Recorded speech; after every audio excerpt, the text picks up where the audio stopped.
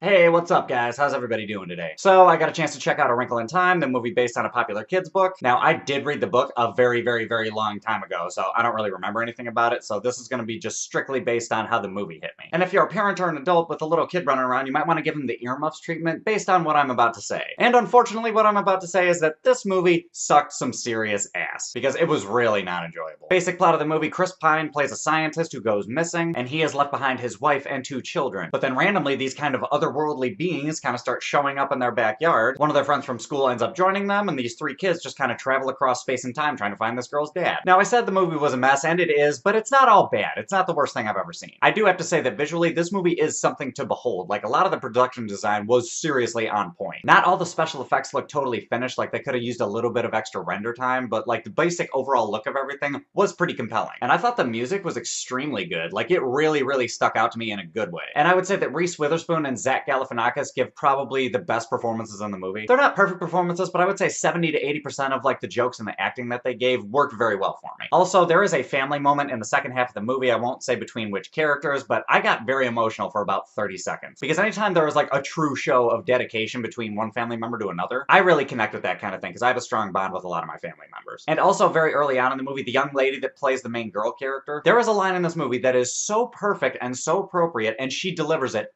flawlessly. Like, somebody's throwing out a bunch of hypotheticals at her, and she just says the line, "The world would finally make sense again." And I thought that was some powerful shit on so many levels. It really worked for me. However, besides all that, this movie is a god-awful mess. And it's the kind of shitty mess where somebody let a squirrel inside of your house, but the squirrel just got done rolling around inside of a bunch of cat shit and just did 5 laps around your house. So now you're just stuck with cat shit everywhere. Michael Pena and Mindy Kaling in the movie were just not good at all. Oprah didn't do too bad, but she really didn't help or hurt the movie. She was just kind of there to be, you know, Oprah. And all the costume design for those 3 witches or whatever was just fucking ridiculous. It just looked like somebody took a quick trip to the dollar store and just got discount Halloween dresses for all of them. And all their makeup looked ridiculous, like they just tried to find the most glittery bullshit they could find and just slapped it on there. And honestly, through the second half / third act of the movie, I just honestly had no idea what was going on. Like, it was just random for the sake of being random. Nothing was really explained about it. I feel like if somebody read the book, they would probably have a better idea of what the hell was happening. But as a regular movie-going audience member, I had no idea what the hell was going on. Again, a lot of it looked cool, but that doesn't automatically help the story make sense. And the last thing I'll say is that I